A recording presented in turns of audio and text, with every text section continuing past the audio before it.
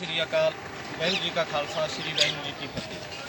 सो साथियों ਤੁਹਾਨੂੰ पता ही सी कि ਅੱਜ ਆਪਣੀ ਜਿਹੜੀ 2 ਮਈ ਦੀ ਹੀਅਰਿੰਗ ਸੀਗੀ ਸੋ 2 ਦਿਨ ਹੋ ਚੱਲਿਆ ਪੂਰੀ ਸਟੇਟ ਕਮੇਟੀ ਆਪਣੇ ਨਾਲ ਤੇ ਸਾਥੀ ਵੀ ਜਿਹੜੇ ਆ ਉਹ ਪਹੁੰਚੇ ਹੋਏ ਸੀਗੇ। ਸੋ ਸਭ ਤੋਂ ਪਹਿਲਾਂ ਮੈਂ ਇਹ ਕਹਿ ਦਿਆਂ ਕਿ ਆਪਣੇ ਨਾਲ ਰਾਜਸਥਾਨ ਤੋਂ ਮੁਕੇਸ਼ ਜੀ ਜਿਹੜੇ ਆ ਉਹ ਸਪੈਸ਼ਲੀ ਤੌਰ ਤੇ ਪਹੁੰਚੇ ਹੋਏ। ਜੀ ਰੀਸਟਾਰਟ ਕਰਿਓ, ਆਵਾਜ਼ ਨਹੀਂ ਸੀ ਆ ਰਹੀ, ਹੁਣ ਜਾ ਰਹੀ ਹੈ। ਸ਼ੁਰੂ ਤੋਂ ਕਰ ਲਓ ਜਿਹੜਾ ਕੁਝ ਸ਼ੁਰੂ ਕਰਿਆ। ਸਤਿਕਾਰਯੋਗ ਸਾਥੀਓ, ਤੁਹਾਨੂੰ ਸਭ ਨੂੰ ਪਤਾ ਹੈ ਕਿ ਅੱਜ 2 ਮਈ ਦੀ ਆਪਣੀ ਜਿਹੜੀ ਹੀਅਰਿੰਗ ਸੀਗੀ ਹਾਈ ਕੋਰਟ ਦੇ ਵਿੱਚ। ਸੋ ਸਾਥੀਓ ਆਪਣੇ ਕੋਲ ਅੱਜ ਹੀਅਰਿੰਗ ਦੇ ਵਿੱਚ ਜੋ ਗੱਲਬਾਤ ਹੋਈ ਹੈ ਉਸ ਬਾਰੇ ਤੁਹਾਨੂੰ ਜਿਹੜਾ ਉਹ ਸਾਰਾ ਡੀਪਲੀ ਤੌਰ ਤੇ ਜਿਹੜਾ ਉਹ ਦੱਸਾਂਗੇ। ਸੋ ਉਸ ਤੋਂ ਪਹਿਲਾਂ ਮੈਂ ਤੁਹਾਨੂੰ ਦੱਸ ਦਿਆਂ ਕਿ ਆਪਣੇ ਨਾਲ ਮੁਕੇਸ਼ ਰੋਇਲ ਜੀ ਰਾਜਸਥਾਨ ਤੋਂ ਜਿਹੜੇ ਸਪੈਸ਼ਲੀ ਜਿਹੜੇ ਉਹ ਪਹੁੰਚੇ ਸੀਗੇ। ਸੋ 2 ਦਿਨ ਹੋ ਚਲੇ ਲਗਾਤਾਰ ਜਿਹੜੇ ਐਡਵੋਕੇਟ ਨਾਲ ਸਲਾਹ ਹੋ ਰਹੀ ਹੈ, ਉਹਨਾਂ ਨਾਲ ਗੱਲਬਾਤ ਹੋ ਰਹੀ ਹੈ। ਸੋ ਅੱਜ ਪੂਰੀ ਤਿਆਰੀ ਦੇ ਵਿੱਚ ਜਿਹੜਾ ਸੀਗਾ ਆਪਣਾ ਐਡਵੋਕੇਟ ਡਿਪਾਰਟਮੈਂਟ ਜਿਹੜਾ ਇੱਥੇ ਹਾਈ ਕੋਰਟ ਦੇ ਵਿੱਚ ਹੀਅਰਿੰਗ ਦੇ ਲਈ ਪਹੁੰਚਿਆ ਹੋਇਆ ਸੀਗਾ। ਸੋ ਸਾਥੀਓ ਸੋ ਇਹ ਵਾਦੇ ਕਿਸਮਤੀ ਜਿਵੇਂ ਕਹਿੰਦੇ ਕਹਿ ਲਈਏ ਕਿ ਅੱਜ ਹੀਅਰਿੰਗ ਤੋਂ ਹੋਣ ਤੋਂ ਸਮਾਂ ਜਿਹੜਾ ਹੈਗਾ ਸੀਗਾ ਅੱਜ ਪੂਰੇ 4 ਵਜੇ ਜੱਜ ਸਾਹਿਬ ਜਿਹੜੇ ਆ ਉਹ ਬੈਂਚ ਤੋਂ ਜਿਹੜੇ ਉੱਠ ਚੁੱਕੇ ਸੀਗੇ, ਸਮਾਪਤੀ ਜਿਹੜੀ ਹੋ ਚੁੱਕੀ ਸੀਗੀ। ਸੋ ਆਪਣੇ ਐਡਵੋਕੇਟ ਕੋਰਟ ਦੇ ਵਿੱਚ ਜਿਹੜੇ ਆ 5 ਨੰਬਰ ਕੋਰਟ ਦੇ ਵਿੱਚ ਸ਼ਾਮਲ ਹੋ ਚੁੱਕੇ ਸੀਗੇ, ਪਰੰਤੂ ਕੋਰਟ ਸਮਾਪਤ ਹੋਣ ਕਰਕੇ ਜਿਹੜੀ ਹੈ ਉਹ ਆਪਣੀ ਸੁਣਵਾਈ ਜਿਹੜੀ ਉਹ ਨਹੀਂ ਹੋ ਸਕੀ। ਸੋ ਅਗਲੀ ਤਰੀਕ ਜਿਹੜੀ ਹੈ 16 ਮਈ ਦੀ ਜਿਹੜੀ ਹੈ ਉਹ ਪੈ ਚੁੱਕੀ ਹੈ। ਸੋ ਸਾਥੀਓ ਘਬਰਾਉਣ ਦੀ ਜ਼ਰੂਰਤ ਨਹੀਂ ਗੀ। ਆਪਣੇ ਡਾਕੂਮੈਂਟ ਆਪਣੇ ਆਲਰੇਡੀ ਵਕੀਲ ਜਿਹੜੇ ਹੈ ਪੂਰੀ ਤਿਆਰੀ ਦੇ ਵਿੱਚ ਨੇ। ਸਟੇ ਜਿਹੜਾ ਜ਼ਰੂਰ ਬ੍ਰੇਕ ਹੋਊਗਾ। ਸੋ ਇਹ ਇੱਕ ਗੱਲ ਮੈਂ ਕਹਿ ਦਿਆਂ ਕਿ ਆਪਣੇ ਵਿਸ਼ਵਾਸ ਜਿਹੜਾ ਹੈ ਉਹ ਬਣਾ ਕੇ ਰੱਖੋ। ਸੋ ਉਸ ਤੋਂ ਪਹਿਲਾਂ ਮੈਂ ਤੁਹਾਨੂੰ ਇੱਕ ਗੱਲ ਕਹਿਣਾ ਚਾਹੁੰਦਾ ਕਿ ਸਾਥੀਓ ਪੂਰੀ ਜੋ ਡਾਕੂਮੈਂਟ ਨੇ ਵਕੀਲਾਂ ਦੀ ਕਿਵੇਂ ਤਿਆਰੀ ਹੈ ਉਸ ਲਈ ਆਪਣੇ ਕੁਝ ਸਾਥੀਆਂ ਨੂੰ ਜਿਹੜਾ ਹੈ ਕਨਫਿਊਜ਼ ਹੈਗਾ ਕਿ ਆਪਣੇ ਸਟੇ ਕਿਉਂ ਨਹੀਂ ਬ੍ਰੇਕ ਹੋ ਰਿਹਾ, ਜਾਂ ਤਿਆਰੀ 'ਚ ਕਮੀ ਹੈ ਜਾਂ ਵਕੀਲਾਂ 'ਚ ਕਮੀ ਹੈ। ਤਾਂ ਉਸ ਬਾਰੇ 2 ਦਿਨ ਹੋ ਗਏ ਨੇ, ਪੂਰੇ ਡਾਕੂਮੈਂਟ ਜਿਹੜੇ ਆ ਉਹ ਚੈੱਕ ਕੀਤੇ ਗਏ ਨੇ। ਸਪੈਸ਼ਲੀ ਤੌਰ ਤੇ ਮੁਕੇਸ਼ ਜੀ ਨੇ ਆਪਣੇ ਨਾਲ ਹੈ ਤੇ ਡੀਪਲੀ ਤੌਰ ਤੇ ਤੁਹਾਨੂੰ ਜਿਹੜਾ ਹੈ ਉਸ ਬਾਰੇ ਜਿਹੜੇ ਉਹ ਸਮਝਾਉਣਗੇ। ਤਾਂ ਸਾਥੀਓ ਜਿਹੜੇ ਵਿਚਾਰ ਹੈ ਤੁਸੀਂ ਸਾਰਿਆਂ ਨੇ ਧਿਆਨ ਦੇ ਨਾਲ ਸੁਣਨੇ ਆ, ਕਿਉਂਕਿ 2 ਦਿਨ ਹੋ ਚੱਲਿਆ ਲਗਾਤਾਰ ਸਟੇ ਬ੍ਰੇਕ ਕਰਵਾਉਣ ਦੇ ਲਈ ਜਿਹੜੀ ਉਹ ਤਿਆਰੀ ਆਪਣੀ ਜਿਹੜੀ ਉਹ ਕੀਤੀ ਜਾ ਚੁੱਕੀ ਸੀਗੀ, ਪਰੰਤੂ ਸਮਾਂ ਜਿਹੜਾ ਸੀਗਾ ਉਹ ਕੋਰਟ ਜਿਹੜੀ ਉਹ ਬੰਦ ਹੋ ਚੁੱਕੀ ਸੀਗੀ, ਇਸ ਲਈ ਆਪਣੀ ਸੁਣਵਾਈ ਨਹੀਂ ਹੋਈ। ਸੋ ਮੁਕੇਸ਼ ਜੀ ਤੁਹਾਡੇ ਸਾਹਮਣੇ ਉਹ ਆਪਣੇ ਵਿਚਾਰ ਜਿਹੜੇ ਉਹ ਰੱਖਣਗੇ, ਧਿਆਨ ਦੇ ਨਾਲ ਸਾਰੇ ਸਾਥੀਆਂ ਨੇ ਸੁਣਨਗੇ। नमस्कार साथियों, मैं आपको पंजाबी तो नहीं बता सकता, लेकिन मैं हिंदी में बताने की पूरी प्रयास करूँगा। आप थोड़ा समझने की प्रयास करें।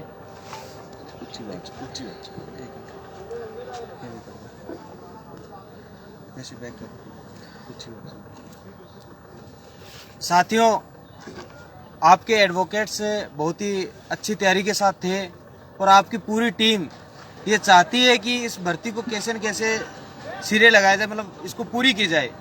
कैसे किया जाए इसके लिए इन्होंने पूरे एडवोकेट से पूरे संपर्क में हैं और आपकी फाइल्स हैं पूरी, जो डॉक्यूमेंट्स राजस्थान हाई कोर्ट और जो मुकेश कुमार रोयल के नाम से जो फाइल थी, अन्य जो फाइल्स थी, सारे यूज किए गए हैं। पूरी तरह से फाइल को इसी तरह से यूज किया गया कि बीएड बाहर हो। इसकी वजह से आपके पंजाब के अंदर कोर्ट ने परीक्षा की भी अनुमति नहीं दी। आपके लिए बहुत ही अच्छा अवसर था कि परीक्षा के लिए आपको बीएड वालों को अनुमति नहीं मिली। बैठना नहीं बैठना वो लीगल रूप से वो सही नहीं है। साथियों, अब आगे जो आज नहीं हो पाई इसके बारे में दीपक जी जो आपके प्रधान जी हैं उन्होंने पूरा बता दिया है।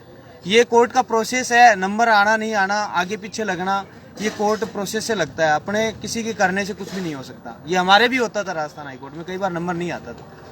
तो साथियों अगली सुनवाई जो 16 मई है उसमें पूरी जो फाइल है डिपार्टमेंट आपका वो भी पूरी तरह से तैयार है और आपकी टीम है वो बहुत ही अच्छा कार्य कर रही है, जिसमें मैंने पूरी तरह से फाइलें वगैरह पूरी हमने सभी ने मिलकर थी और आप डिस्कस भी किया आपके एडवोकेट से। और शायद अगली सुनवाई में आशा करते हैं कि ये स्टे टूट जाना चाहिए। स्टे तो पिछली सुनवाई में ही टूट जाता, इतना बड़ा कोई इश्यू नहीं था। आपके थोड़ा सा हमारे से हटकर कुछ एक दूसरा इश्यू बना रहे हैं जो इश्यू नहीं बनना चाहिए। लेकिन जो भी है भर्ती को रोकना बहुत आसान होता है, उसको मतलब पूरा करवाना बहुत मुश्किल हो जाता है। अपने को लगता है, अपने को 1 दिन 2 दिन 3 दिन भी ऐसे लगते हैं भर्ती रुकी होती है, बहुत मुश्किल से गुजरते हैं। साथियों जो बोर्ड का इश्यू है वो इसके ऊपर भी पूरी प्लानिंग से आपके डिपार्टमेंट और आप एडवोकेट्स अपने जो सारे पूरी तैयारी के साथ थे, लेकिन वो समय अभाव की वजह से नहीं हो पाया। और आगे और अच्छी रणनीति बनेगी। यदि 10-12 दिन मिले हैं तो इसमें आपकी टीम फिर से एक रणनीति के तहत फिर से एक कार्य करेगी। तो साथियों, आप फुल सपोर्ट करें इनको। जिस तरीके से ये आपसे रिक्वेस्ट करें, उनका इस तरह से सपोर्ट करना चाहिए। साथियों, ये जरूरी नहीं, हमारे भी कई बार कई भर्तियों में 1.5 साल स्टे रह जाता है। कोई जरूरी नहीं है, यूनियन कुछ नहीं कर पाती। जब सुप्रीम कोर्ट में हम कुछ नहीं कर पाए, हम चाहते थे कि कब क्या होना चाहिए, लेकिन नहीं कर पाते हैं कई बार। तो साथियों, अपने हाथ में जज फैसला करवाना अपने हाथ में नहीं होता, लेकिन अगली सुनवाई होगी वो अहम सुनवाई होगी, जिसमें आपको बहुत ही अंतरिम रिलीफ मिल जाएगी। तो साथियों, अपने भगवान गॉड जो भी आप अपने परमात्मा जो भी मानते हैं उनसे प्रार्थना करें, वो ही सब कुछ हल कर सकते हैं। अपने एक माध्यम होते हैं कोर्ट में जाने का वो। और पूरा ये जरूर है कि आपको किसी प्रकार की टीम के ऊपर शंका करने की कोई आवश्यकता भी नहीं, क्योंकि इनकी फाइल, इनकी ड्राफ्टिंग वगैरह, इनके सीनियर एडवोकेट्स बहुत ही अच्छे हैं। वो फुल तैयारी के साथ हैं, वो भी चाहते हैं इसमें रिलीफ मिले। आज पूरे टाइम आपके सीनियर एडवोकेट्स अवेलेबल रहे कोर्ट 3 बजे 2-3 बजे से लगातार, लेकिन नहीं हो पाई, वो कोर्ट की प्रोसेसिंग थी। तो साथियों, इसी के साथ धन्यवाद, आप जुड़े रहें। ਸਾਰੇ ਵੀਰਵਾਰਾਂ ਦੇ ਆਪ ਸਾਥੀਆਂ ਨੂੰ ਸਤਿ ਸ੍ਰੀ ਅਕਾਲ। ਸਾਥੀਓ, ਜਿਵੇਂ ਪਿਛਲੇ ਸਮੇਂ ਤੋਂ ਆਪਾਂ ਦੇਖਦੇ ਹਾਂ ਵੀ ਹਰ ਇੱਕ ਹੀਅਰਿੰਗ ਤੋਂ ਬਾਅਦ ਆਪਣੇ ਸਾਥੀਆਂ ਦੇ ਵਿਚਾਰ ਹੁੰਦੇ ਨੇ ਕਿ ਸਟੇ ਟੁੱਟ ਨਹੀਂ ਸਕਿਆ। ਇਹਦੇ ਵਿੱਚ ਜ਼ਿਆਦਾ ਯੂਨੀਅਨ ਦੀ ਕਮੀ ਆ ਜਾਂ ਪ੍ਰੂਫਾਂ ਦੀ ਕਮੀ ਆ ਜਾਂ ਐਡਵੋਕੇਟਸ ਦੀ ਕਮੀ ਆ। ਸਾਥੀਓ, ਇਸ ਵਾਰ ਸਾਡੇ ਸਾਥੀ ਰਾਜਸਥਾਨ ਤੋਂ ਆਏ ਸੀ, ਕਿਉਂਕਿ ਇਹਨਾਂ ਨੇ ਉੱਥੇ ਪਹਿਲਾਂ ਕੇਸ ਲੜੇ ਹੋਏ ਸੀ, ਸੁਪਰੀਮ ਕੋਰਟ ਦੇ ਵਿੱਚ ਵੀ, ਹਾਈ ਕੋਰਟ ਦੇ ਵਿੱਚ ਵੀ। ਚਲੋ ਸਾਨੂੰ ਲੱਗਿਆ ਵੀ ਸ਼ਾਇਦ ਕਈ ਵਾਰ ਹੋ ਸਕਦਾ ਵੀ ਇਹਨਾਂ ਕੋਲ ਪ੍ਰੂਫ ਕੋਈ ਅਲੱਗ ਤੋਂ ਹੋਵੇ ਜੋ ਸਾਡੇ ਕੋਲ ਨਾ ਹੋਵੇ। ਪਰ ਜਦੋਂ ਅਸੀਂ ਸਾਰੀਆਂ ਫਾਈਲਾਂ ਚੈੱਕ ਕਰੀਆਂ, ਇੱਕ ਦਿਨ ਪਹਿਲਾਂ ਮੁਕੇਸ਼ ਜੀ ਮੇਰੇ ਕੋਲ ਪਹੁੰਚ ਗਏ ਸੀਗੇ, ਅਸੀਂ ਰਾਤ ਨੂੰ ਵੀ ਸਾਰੀ ਤਿਆਰੀ ਕਰੀ, ਤਾਂ ਮਾਰਨਿੰਗ ਵੀ ਸਾਰੀ ਫਾਈਲ ਚੱਕੀ, ਇੱਕ ਜਿਹੜਾ ਐਵੀਡੈਂਸ ਸੀ ਉਹ ਸੇਮ ਸੀ, ਸਾਰਾ ਕੁਝ ਪੂਰੀ ਤਿਆਰੀ 'ਚ ਸੀਗਾ। ਪਰ ਜਿਹੜਾ ਪ੍ਰੋਬਲਮ ਹੋ ਰਹੀ ਆ, ਪ੍ਰੋਬਲਮ ਆਪਣੇ ਇਕੱਲਾ ਬੀਐਡ ਐਲੀਜੀਬਲ ਨਾਟ ਐਲੀਜੀਬਲ ਵਾਲਾ ਮੈਟਰ ਨਹੀਂ, ਆਪਣੇ ਹੋਰ ਵੀ ਮੈਟਰ ਨੇ, ਜਿੰਨਾ ਕਰਕੇ ਬੀਐਡ ਵਾਲੇ ਨੇ ਜਿਹੜੇ ਉਹਨਾਂ ਨੂੰ ਡੇਟ ਲੈਣੀ ਆਸਾਨ ਹੁੰਦੀ ਆ, ਪਰ ਕਿਸੇ ਚੀਜ਼ ਦਾ ਫੈਸਲਾ ਕਰਾਉਣਾ ਬਹੁਤ ਮੁਸ਼ਕਲ ਹੁੰਦਾ। ਉਹਨਾਂ ਨੇ ਫੈਸਲਾ ਨਹੀਂ ਕਰਵਾਉਣਾ, ਕਿਉਂਕਿ ਉਹਨਾਂ ਨੂੰ ਪਤਾ ਵੀ ਫੈਸਲੇ ਤੋਂ ਅਸੀਂ ਹਾਰ ਚੁੱਕੇ ਹਾਂ, ਤੇ ਫੈਸਲਾ ਉਹਨਾਂ ਨੇ ਕਰਵਾਉਣਾ ਨਹੀਂ ਹੈਗਾ। ਸਿਰਫ ਉਹਨਾਂ ਦਾ ਮਕਸਦ ਕਿੰਨੀ ਹੁੰਦੀ, ਉਹਨਾਂ ਦੀ ਜਿਹੜੀ ਪੂਰੀ ਤਾਕਤ ਆ ਉਹ ਡੇਟ ਲੈਣ ਤੇ ਹੁੰਦੀ ਆ।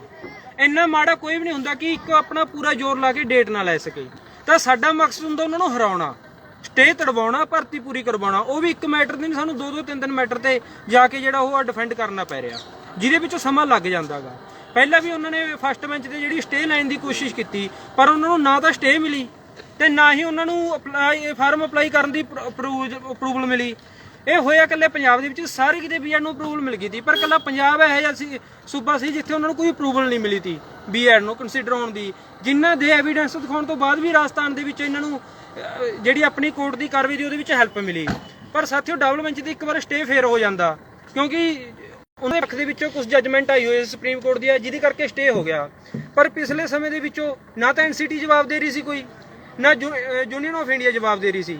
18 ਤਰੀਕ ਨੂੰ ਐਨਸੀਟੀ ਦਾ ਜਵਾਬ ਆਇਆ ਸੀ, ਉਸ ਤੋਂ ਬਾਅਦ 23 ਤਰੀਕ ਨੂੰ ਜਿਹੜਾ ਹੈਗਾ ਯੂਨੀਅਨ ਆਫ ਇੰਡੀਆ ਦਾ ਜਵਾਬ ਆਇਆ। ਉਹਨਾਂ ਦੀ ਪ੍ਰੋਸੀਡਿੰਗਸ ਕੰਪਲੀਟ ਹੋਈ ਆ, ਪਰ ਉਸ ਤੋਂ ਬਾਅਦ ਵੀ ਬੀਐਡ ਵਾਲੇ ਇੱਕ ਚਾਲ ਚੱਲਦੇ ਹੋਏ, ਤੁਸੀਂ ਸਾਰੇ ਪੜ੍ਹੇ ਲਿਖਿਓ, ਆਰਡਰ ਜ਼ਰੂਰ ਪੜ੍ਹਿਆ ਕਰੋ। ਆਰਡਰ ਦੇ ਵਿੱਚ ਉਹਨਾਂ ਨੇ ਲਿਖਿਆ ਹੋਇਆ ਸੀਗਾ ਵੀ ਜਿਹੜਾ ਇਹਦਾ ਜਵਾਬ ਆ ਸੀਐਮ ਲਾਈ ਸੀ ਸਟੇ ਤੜਵਾਉਣ ਦੀ, ਵੀ ਉਹਦਾ ਤੁਸੀਂ ਜਵਾਬ ਆ ਜਿਹੜਾ ਉਹ ਰਿਪਲਾਈ ਕਰੋ। ਪਰ ਇੱਕ ਵਾਰ ਡੇਟ ਵਿਦ ਐਕਸਟੈਂਡ ਹੋਣ ਕਰਕੇ ਵੀ ਬੀਐਡ ਨੇ ਉਹਨਾਂ ਦਾ ਕੋਈ ਰਿਪਲਾਈ ਨਹੀਂ ਲਿਆ, ਕਿਉਂਕਿ ਉਹਨਾਂ ਨੇ ਡੇਟ ਲੈਣੀ ਸੀ। ਜੱਜ ਉਹਨਾਂ ਨੂੰ ਉੱਥੇ ਬੋਲ ਵੀ ਸਕਦਾ, ਉਹ ਜੱਜ ਸਾਹਿਬ ਤੇ ਡਿਪੈਂਡ ਆ ਕਿ ਉੱਥੇ ਉਹਨਾਂ ਤੇ ਕਿੱਦਾਂ ਸਟੈਂਡ ਕਰਦੇ ਨੇ, ਉਹਨਾਂ ਦੇ ਰਿਪਲਾਈ ਨੂੰ ਉਹ ਨਿਗਲੈਕਟ ਕਰਦੇ ਨੇ ਜਾਂ ਉਹਨਾਂ ਤੋਂ ਦੁਬਾਰਾ ਸਮਾਂ ਦਿੰਦੇ ਨੇ। ਕੁਝ ਚੀਜ਼ਾਂ ਨੇ ਜਿਹੜੀਆਂ ਉਹ ਸਾਡੇ ਵੀ ਹੱਥ ਦੇ ਵਿੱਚ ਨਹੀਂ ਹੁੰਦੀਆਂ, ਯੂਨੀਅਨ ਦੇ ਜਾਂ ਵਕੀਲਾਂ ਦੇ, ਉਹ ਜੱਜ ਸਾਹਿਬ ਦੇ ਹੱਥ ਦੇ ਵਿੱਚ ਹੁੰਦੀਆਂ ਨੇ। ਇਸ ਵਾਰ ਉਹਨਾਂ ਨੇ ਸਾਡੇ ਸੁਣਨ ਦੇ ਵਿੱਚ ਇਹ ਆ ਰਿਹਾ ਸੀ, ਪਰ ਉਹਨਾਂ ਨੇ ਹਜੇ ਪੇਸ਼ ਕਰਿਆ ਜਾਂ ਨਾ ਕਰਿਆ ਉਹ ਥੋੜੇ ਸਮੇਂ ਦੇ ਵਿੱਚ ਪਤਾ ਲੱਗੂਗਾ। ਸ਼ਾਇਦ ਉਹਨਾਂ ਨੇ ਜਵਾਬ ਲੈ ਕੇ ਆਏ ਸੀ, ਪਰ ਜਵਾਬ ਉਹਨਾਂ ਨੇ ਹਜੇ ਵੀ ਪੇਸ਼ ਨਹੀਂ ਕਰਿਆ, ਕਿਉਂਕਿ ਉਹਨਾਂ ਦਾ ਮਕਸਦ ਸਿਰਫ ਡੇਟ ਲੈਣਾ, ਅੱਗੇ ਹੀਅਰਿੰਗ ਨੂੰ ਅੱਗੇ ਕਰਵਾਉਣਾ, ਜਿੱਤਣਾ ਉਹਨਾਂ ਦਾ ਮਕਸਦ ਉਹ ਹੱਥ ਖੜੇ ਕਰ ਚੁੱਕੇ ਨੇ। ਡੇਟ ਲੈਣਾ ਕੋਈ ਵੱਡੀ ਗੱਲ ਨਹੀਂ, ਸਾਨੂੰ ਸਾਡਾ ਕੇਸ ਖਰਾਬ ਨਾ ਹੋ ਜੇ, ਸਾਡੀ ਭਰਤੀ ਕਿਸੇ ਵੀ ਲੁੱਟ ਰੱਦ ਨਾ ਹੋ ਜੇ, ਕਿਸੇ ਵੀ ਪੁਆਇੰਟ ਦੇ ਭਰਤੀ ਨੂੰ ਕੋਈ ਆਂਚ ਨਾ ਆ ਜੇ, ਕਿਉਂਕਿ ਇੱਕ ਭਰਤੀ ਦੇ ਪਹਿਲੇ ਸਾਰਾ ਕੁਝ ਹੋ ਚੁੱਕਿਆ ਗਾ। ਉਸ ਭਰਤੀ ਤੇ ਹੋਣ ਦੇ ਬਾਵਜੂਦ ਵੀ ਅਸੀਂ ਭਰਤੀ ਨੂੰ ਪੂਰਾ ਕਰਵਾਉਣ ਦੀ ਕੋਸ਼ਿਸ਼ ਕਰ ਰਹੇ ਹਾਂ। ਉਹ ਕਿਵੇਂ ਕਰ ਰਹੇ ਤੇ ਉਹ ਕਿਵੇਂ ਸਾਡੇ ਲਵੇ ਐਵੀਡੈਂਸ ਨੇ, ਕੀ ਸਾਡੇ ਵਿਰੋਧ 'ਚ ਹੈ, ਕੀ ਸਾਡੇ ਪੱਖ 'ਚ ਆ। ਕੁਝ ਗੱਲਾਂ ਨੇ ਅਸੀਂ ਤੁਹਾਡੇ ਨਾਲ ਸ਼ੇਅਰ ਨਹੀਂ ਕਰ ਸਕਦੇ, ਕਿਉਂਕਿ ਉਹ ਸਾਨੂੰ ਵੀ ਪਤਾ ਵੀ ਕੁਝ ਚੀਜ਼ਾਂ ਹੋਣ ਦੇ ਬਾਵਜੂਦ ਵੀ ਉਹ ਅਸੀਂ ਇਹ ਸਾਬਤ ਕਰਨਾ ਚਾਹੁੰਦੇ ਵੀ ਉਹ ਚੀਜ਼ਾਂ ਨਹੀਂ ਹੋਈਆਂ, ਸਭ ਕੁਝ ਹੈਗਾ। ਕੁਝ ਚੀਜ਼ਾਂ ਨਾ ਹੋਣ ਦੇ ਬਾਵਜੂਦ ਵੀ ਅਸੀਂ ਇਹ ਗੱਲ ਕਰ ਰਹੇ ਹਾਂ ਵੀ ਕੁਝ ਚੀਜ਼ਾਂ ਹੈਗੀਆਂ ਨੇ ਜਿੰਨਾ ਕਰਕੇ ਇਹ ਭਰਤੀ ਤੇ ਕੋਈ ਹੋਰ ਫੈਕਟ ਨਹੀਂ ਹੈਗਾ, ਓਨਲੀ ਮੈਟਰ ਹੈ ਜੋ ਬੀਐਡ ਤੇ ਈਟੀਟੀ ਦਾ। ਤਾਂ ਸਾਥੀਓ ਥੋੜੇ ਸਿਆਣੇ ਬਣੋ, ਤੁਸੀਂ ਵੀ ਮੈਟਰ ਨੂੰ ਸਮਝਿਆ ਕਰੋ ਮੈਟਰ ਕੀ ਹੈ ਤੇ ਹੁਣ ਕੀ ਚੱਲ ਰਿਹਾ, ਤਾਂ ਇਸ ਦੇ ਵਿੱਚ ਯੂਨੀਅਨ ਦਾ ਸਾਥ ਦਿਓ ਤਾਂ ਕਿ ਉਹ ਅੱਗੇ ਜਿਹੜੇ ਉਹ ਜਿੱਤ ਨੂੰ ਬਰਕਰਾਰ ਰੱਖੇ ਤੇ ਤੁਹਾਡੇ ਸਾਰਿਆਂ ਨੂੰ ਜੁਆਇਨ ਕਰਵਾ ਸਕੇ, ਕਿਉਂਕਿ ਜੁਆਇਨ ਕਰਵਾਉਣਾ ਇੱਕ ਬਹੁਤ ਵੱਡਾ ਇਸ਼ੂ ਬਣਿਆ ਹੋਇਆ। ਇਸ਼ੂ ਕੀ ਆ?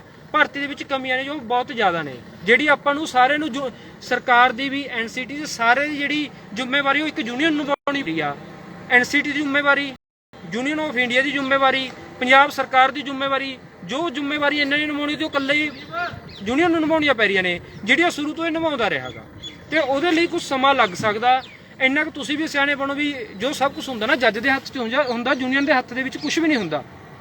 ਪਰ ਫਿਰ ਵੀ ਅਸੀਂ ਚਲੋ ਸਾਡੇ ਮਨ ਦੇ ਵਿੱਚ ਸ਼ੰਕਾ ਸੀ ਵੀ ਸ਼ਾਇਦ ਕੋਈ ਕਮੀ ਹੋਵੇ ਸਾਡੇ 'ਚ ਵੀ ਹੋ ਸਕਦੀ, ਕਿਉਂਕਿ ਸਾਰੇ ਇਨਸਾਨ ਨੇ ਕਮੀਆਂ ਕਿਸੇ ਦੇ ਵਿੱਚ ਵੀ ਰਹਿ ਸਕਦੀਆਂ ਨੇ, ਵੀ ਸ਼ਾਇਦ ਸਾਡੇ 'ਚ ਕੋਈ ਕਮੀ ਨਾ ਹੋਵੇ। ਅਸੀਂ ਮੁਕੇਸ਼ ਜੀ ਨੂੰ ਬੁਲਾਇਆ, ਇਹਨਾਂ ਨੇ ਡਾਕੂਮੈਂਟ ਦੇਖੇ, ਇੱਕ ਡਾਕੂमेंट डिटो था और सभी फाइल में सारिया फाइलों के विच जो हैडलाइन उनके पॉइंट किए हुए सी वो सारे उन्होंने परफेक्ट थी, जो असी एक दिन पहला रात को 3 बजे तक डिस्कशन करते रहे थे।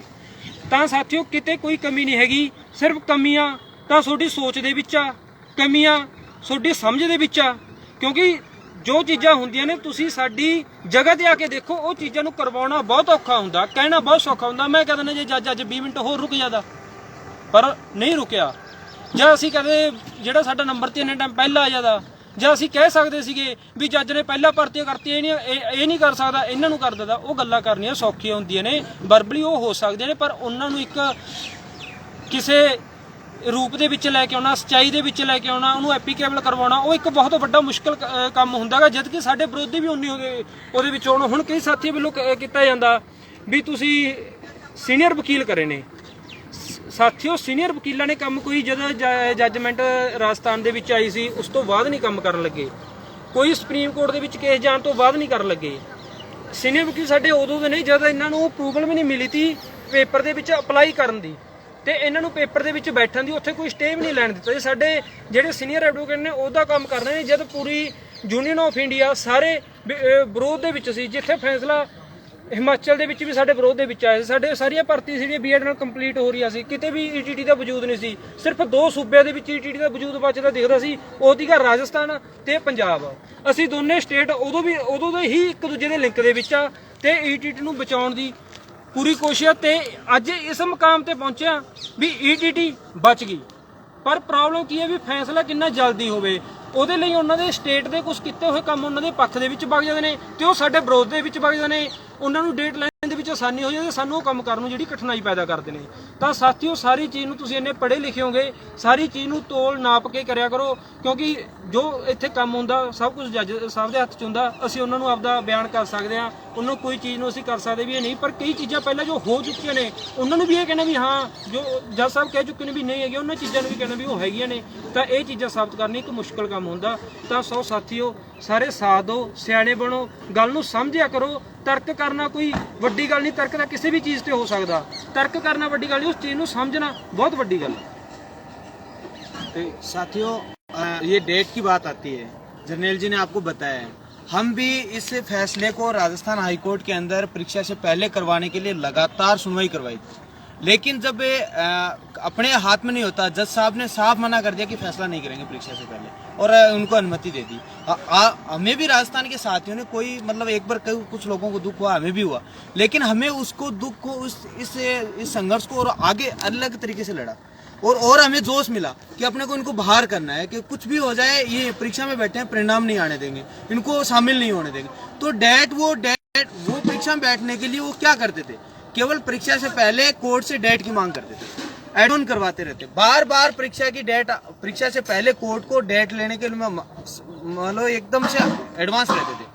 जो कोर्ट स्टार्ट होती है एडजॉन के लिए, कभी रिप्लाई के लिए, कभी रिजोइंडर के लिए, कभी किसी के लिए, कभी आईए के ऊपर कर लेते, कभी किसी मांग। तो डेट लेना बहुत आसान है, फैसला करवाना, कोर्ट को संतोषजनक करना, संतुष्ट करना, उससे एग्री करना कि आप फैसला करो, वो बहुत मुश्किल होता है। तो इस बार पूरी तरह से डिपार्टमेंट हर तरीके से, आपकी यूनियन पूरी तरह से संघर्ष कर रही थी, लेकिन कोर्ट में नंबर नहीं आया। यदि इस बार नंबर आता तो इस मामले में पूरी तरह से फैसला होने की पूरी संभावना थी। जो भी है अंतरिम राहत जरूर मिल जाती है, लेकिन अब अगली सुनवाई होगी उसमें मिलेगी आपको। यूनियन अभी भी कुछ कार्य के लिए रणनीति की तहत करेगी, तो उसमें आप सहयोग करें। और आपको इस मामले में किसी भी तरीके से डरने की जरूरत नहीं है कि बीएड वाला इश्यू तो लगभग 90% 99% खत्म हो चुका है।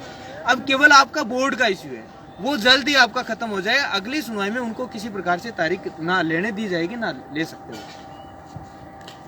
हाँ जी, ਸਾਰਿਆਂ ਨੂੰ ਪਿਆਰ ਭਰੀ ਸਤਿ ਸ੍ਰੀ ਅਕਾਲ। ਤਾਂ ਸਾਥੀਓ, ਬੜੀ ਬਰੀਕੀ ਦੇ ਵਿੱਚ ਤੁਹਾਨੂੰ ਆਪਣੇ ਮੁਕੇਸ਼ ਰੋਇਲ ਜੀ ਜਿਹੜੇ ਰਾਜਸਥਾਨ ਤੋਂ ਸਪੈਸ਼ਲੀ ਆਏ ਸੀਗੇ, ਔਰ ਜਰਨੈਲ ਨਾਗਰਾ ਜੀ ਆਪਣੇ ਕਾਨੂੰਨੀ ਸਲਾਹਕਾਰ, ਉਹਨਾਂ ਨੇ ਬਰੀਫ ਦੇ ਵਿੱਚ ਸਭ ਕੁਝ ਤੁਹਾਨੂੰ ਦੱਸਤਾ ਹੈਗਾ। ਸੋ ਨਮੋਸ਼ੀ ਤਾਂ ਦੇਖੋ ਹੁੰਦੀ ਹੈ ਨਾ ਹਰ ਵਾਰ, ਜਿਹੜਾ ਹੈਗਾ ਬਹੁਤ ਸਾਨੂੰ ਐਕਸੈਪਟੇਸ਼ਨਸ ਹੁੰਦੀਆਂ ਹੈਗੀਆਂ ਕਿ ਇਸ ਵਾਰ ਜਿਹੜਾ ਹੈਗਾ, ਔਰ ਇਸ ਵਾਰ ਤਾਂ ਖਾਸ ਤੌਰ ਤੇ ਜਿਹੜਾ ਹੈ ਉਹ ਆਪਾਂ ਦੇਖ ਰਹੇ ਹੈਗੇ ਸੀਗੇ ਕਿ ਸਟੇ ਜਿਹੜੀ ਹੈ ਉਹ ਤੜਵਾਉਣੀ ਜਿਹੜੀ ਹੈਗੀ ਆ ਉਹ ਟੁੱਟਣੀ ਵੀ ਸੀਗੀ ਹਰ ਹਾਲ ਦੇ ਵਿੱਚ, ਕਿਉਂਕਿ ਕੋਈ ਵੀ ਜਿਹੜੀ ਆ ਕਮੀ ਨਹੀਂ ਹੈਗੀ ਸੀਗੀ। ਔਰ ਖਾਸ ਗੱਲ ਇਹ ਹੈਗੀ ਸੀਗੀ ਕਿ ਇਸ ਵਾਰ ਆਪਣੇ ਸੀਨੀਅਰ ਐਡਵੋਕੇਟ ਆਤਮਾ ਰਾਮ ਜੀ ਜਿਹੜੇ ਉਹ 2 ਘੰਟੇ ਤੋਂ ਲਗਾਤਾਰ ਜਿਹੜਾ ਉਹ ਕੋਰਟ ਦੇ ਵਿੱਚ, ਔਰ ਉਹਨਾਂ ਦੇ ਨਾਲ ਜਿਹੜੇ ਸੀਨੀਅਰ ਐਡਵੋਕੇਟ ਅਮਿਤ ਝਾਂਜੀ ਜੀ ਜਿਹੜੇ ਹੈਗੇ, ਔਰ ਆਪਣੇ ਐਚਐਸ ਸੈਣੀ, ਔਰ ਡਿਪਾਰਟਮੈਂਟ ਤੋਂ ਨਵਦੀਪ ਛਾਪੜਾ ਜੀ। ਮਤਲਬ ਕਿ ਆਪਾਂ ਕਹਿ ਸਕਦੇ ਹਾਂ ਕਿ ਇੰਨੀ ਜ਼ਿਆਦਾ ਤਿਆਰੀ ਦੇ ਨਾਲ ਜਦੋਂ ਅਸੀਂ ਅੰਦਰ ਜਾਂਦੇ ਹੈਗੇ ਆ, ਨੰਬਰ ਆਉਂਦਾ ਹੈਗਾ, ਤਾਂ ਉਸ ਤੋਂ ਪਹਿਲਾਂ ਲਗਭਗ ਇੱਕ ਕ੍ਰਿਮੀਨਲ ਕੇਸ ਸ਼ਾਇਦ ਹੈਗਾ ਸੀਗਾ, ਤਾਂ ਉਹਦੇ ਉੱਪਰ ਲਗਭਗ 45 ਮਿੰਟ ਲੱਗਦੇ ਹੈਗੇ ਆ। ਤਾਂ ਉਹ 45 ਮਿੰਟ ਲੱਗਣੇ ਦੀ ਵਜ੍ਹਾ ਕਰਕੇ, ਔਰ 15 ਮਿੰਟ ਸਰਕਾਰੀ ਵਕੀਲ ਉਸ ਦੇ ਅਗੇਂਸਟ ਬੋਲਦਾ, ਲਗਭਗ ਉਹ ਘੰਟਾ ਖਾ ਜਾਂਦੇ ਆ ਉਸ ਕੇਸ ਦੀ।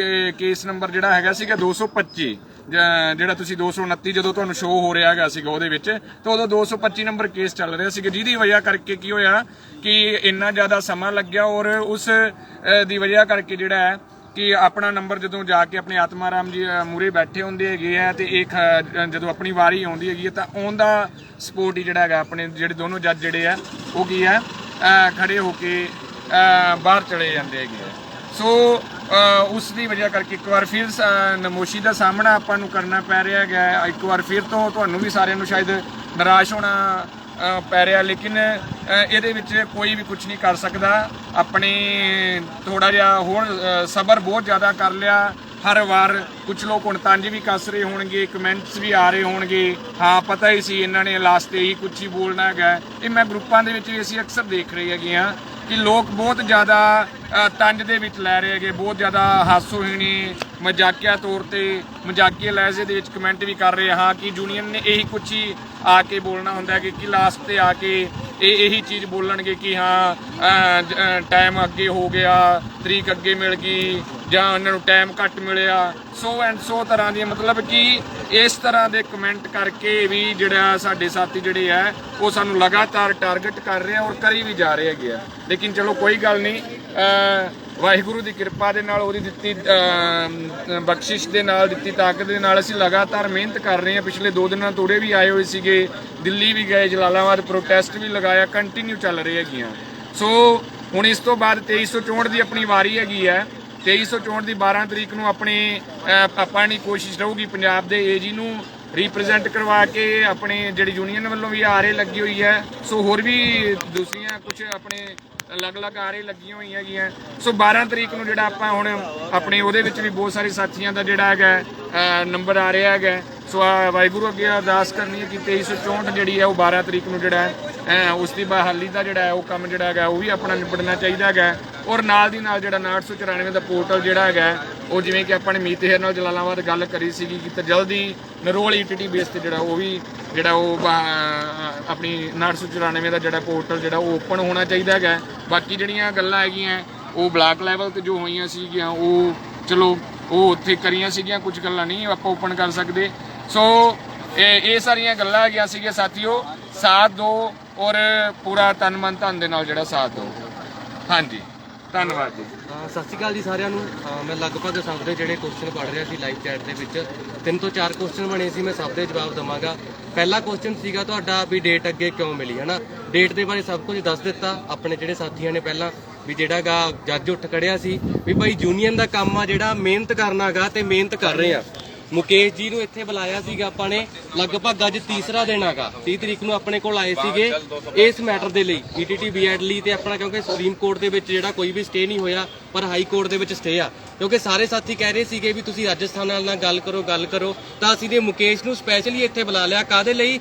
ਵੀ ਇਹਨਾਂ ਨੇ ਜਿਹੜਾ ਉੱਥੋਂ ਕੇਸ ਆ ਜਿਹੜਾ ਜਿੱਤਿਆ ਹੋਇਆ ਹੈਗਾ, ਠੀਕ ਹੈ ਨਾ। ਅਸੀਂ ਆਪਦੇ ਵੱਲੋਂ ਪੂਰੀ ਮਿਹਨਤ ਕਰ ਰਹੇ ਹਾਂਗੇ, ਠੀਕ ਹੈ। ਬਾਕੀ ਜਿਹੜਾ ਜੱਜ ਉੱਠ ਗਿਆ ਤਾਂ ਇਸ ਦੇ ਵਿੱਚ ਯੂਨੀਅਨ ਦੀ ਜਾਂ ਸਟੇਟ ਕਮੇਟੀ ਦੀ ਕੋਈ ਗਲਤੀ ਨਹੀਂ ਹੈਗੀ, ਕਿਉਂਕਿ ਇੱਥੇ ਜਿਹੜਾ ਗਾ ਸ਼ਾਰਟ ਆਊਟ ਆ ਜਿਹੜੀ ਸਟੇ ਬ੍ਰੇਕ ਕਰਨੀ ਆ ਉਹ ਜੱਜ ਨੇ ਕਰਨੀ ਆ। ਸਾਡਾ ਮਕਸਦ ਪਰਫੈਕਟ ਜਿਹੜਾ ਗਾ ਆਰਗੂਮੈਂਟ ਰੱਖਣਾ, ਆਰਗੂਮੈਂਟ ਪੇਸ਼ ਕਰਨਾ, ਉਹ ਸਾਡੇ ਵੱਲੋਂ ਹੋ ਰਿਹਾ ਗਾ, ਠੀਕ ਹੈ। ਤੁਸੀਂ ਬਾਰ-ਬਾਰ ਕਹਿ ਰਹੇ ਸੀ ਵੀ ਰਾਜਸਥਾਨ ਨਾਲ ਕੰਟੈਕਟ ਕਰੋ। 3 ਦਿਨਾਂ ਤੋਂ ਸਾਡੇ ਨਾਲ ਹੀ ਸੀ ਮੁਕੇਸ਼, ਜਿਹੜਾ ਗਾ 3 ਦਿਨਾਂ ਤੋਂ ਅਸੀਂ ਮੀਟਿੰਗਾਂ ਕਰ ਰਹੇ ਸੀ ਵਕੀਲਾਂ ਦੇ ਨਾਲ। ਦੂਸਰਾ ਕੁਐਸਚਨ ਸੀਗਾ ਸਾਰੇ ਸਾਥੀਆਂ ਦਾ, ਮੈਨੂੰ ਉਮੀਦ ਆ ਵੀ ਤੁਸੀਂ ਸੈਟੀਸਫਾਈ ਹੋ ਗਏ ਹੋਵੋਗੇ ਪਹਿਲੇ ਕੁਐਸਚਨ ਤੋਂ। ਦੂਸਰਾ ਸੀਗਾ ਸੀਐਮ ਵਾਲਾ, ਜਿੱਤੇ ਸਾਰੇ ਜਿਹੜੇ ਕਹਿ ਰਹੇ ਸੀ ਵੀ ਸੀਐਮ ਲਾਓ, ਡੇਟ ਅੱਗੇ ਲਾਉਣ ਲਈ। ਸਾਥੀਓ, ਸਭ ਤੋਂ ਪਹਿਲਾਂ ਤਾਂ ਮੇਰਾ ਤੁਹਾਨੂੰ ਇੱਕ ਕੁਐਸਚਨ ਹੈਗਾ ਵੀ ਤੁਸੀਂ ਸਾਰੇ ਜਾਣੇ ਨਾ ਇੱਕ ਸੀਐਮ ਦਾ ਅਰਥ ਦੱਸ ਦਿਓ ਵੀ ਕੀ ਹੁੰਦਾਗਾ, ਹਨਾ। ਸੀਐਮ ਦਾ ਮਕਸਦ ਕੱਲਾ ਡੇਟ ਲੈਣਾ ਹੀ ਨਹੀਂ ਹੁੰਦਾ ਹੈਗਾ, ਠੀਕ ਹੈ ਨਾ। ਸੀਐਮ ਦਾ ਜਿਹੜਾ ਮਕਸਦ ਹੁੰਦਾ ਕੱਲਾ ਡੇਟ ਲੈਣਾ ਨਹੀਂ ਹੁੰਦਾ, ਉਹਦੇ ਵਾਸਤੇ ਇੱਕ ਬੇਸ ਦਾ ਵੀ ਹੋਣਾ ਬੜਾ ਜ਼ਰੂਰੀ ਆ। ਸੋ ਸਾਰੇ ਸਾਥੀਆਂ ਨੂੰ ਜਿੰਨੇ ਵੀ ਲਾਈਵ ਦੇਖ ਰਹੇ ਆ, ਮੈਨੂੰ ਇੱਕ ਜਿਹੜਾ ਸਾਡੀ ਕਮੇਟੀ ਨੂੰ ਵੀ ਇੱਕ ਜਿਹੜਾ ਤੁਸੀਂ ਬੇਸ ਚਾਹੁੰਦੇ ਹੋਗੇ ਵੀ ਸੀਐਮ ਲਾਉਣ ਦੇ ਲਈ ਬੇਸ ਜ਼ਰੂਰ ਦੱਸ ਦਿਓ ਵੀ ਕਿਸ ਬੇਸ ਤੇ ਲਾਉਣੀ ਆ। ਕਲੀਅਰ ਆ ਜੀ। ਤੇ ਤੀਸਰਾ ਸੀਗਾ ਵੀ ਅਸੀਂ ਤਾਂ ਬਾਈ ਹੈਲਪ ਕਰ ਰਹੇ ਆ। ਬਾਕੀ ਜੇ ਤੁਹਾਨੂੰ ਲੱਗਦੀ ਆ ਸਟੇਟ ਕਮੇਟੀ ਦੇ ਵਿੱਚ ਕਮੀ ਜਾਂ ਈਟੀਟੀ ਕੇਡਰ ਦੇ ਆਪਣੇ ਜਿਹੜੇ ਵਰਕ ਕਰ ਰਹੇ ਆ ਅੱਗੋਂ ਉਹਨਾਂ 'ਚ ਕਮੀ ਲੱਗਦੀ ਆ, ਤਾਂ ਤੁਸੀਂ ਇੱਕ ਕੰਮ ਕਰਿਓ, ਤੁਸੀਂ ਸਾਡੇ ਨਾਲ ਆਓ, ਅਸੀਂ ਦੇਖਾਂਗੇ ਤੁਹਾਨੂੰ। ਜੇ ਤੁਹਾਡਾ ਕੰਮ ਸਾਨੂੰ ਸਭ ਤੋਂ ਜਿਹੜਾਗਾ ਸਾਡੇ ਤੋਂ ਜ਼ਿਆਦਾ ਵਧੀਆ ਲੱਗਿਆ ਤਾਂ ਅਸੀਂ ਜਿਹੜਾ ਆਪਦੇ ਅਹੁਦੇ ਛੱਡ ਦਾਂਗੇ ਤੇ ਤੁਹਾਨੂੰ ਦੇ ਦੇਵਾਂਗੇ। ਸੋ ਧੰਨਵਾਦ ਜੀ, ਤਿੰਨਾਂ ਦੇ ਜਵਾਬ ਤੁਹਾਨੂੰ ਦੇ ਦਿੱਤੇ ਤੇ ਤੁਸੀਂ ਸਾਡੇ ਨਾਲ ਜਿਹੜਾਗਾ ਸੀਐਮ ਦੇ ਬੇਸ ਵਾਲੇ ਤੇ ਜ਼ਰੂਰ ਗੱਲ ਕਰਿਓ। ਧੰਨਵਾਦ ਜੀ।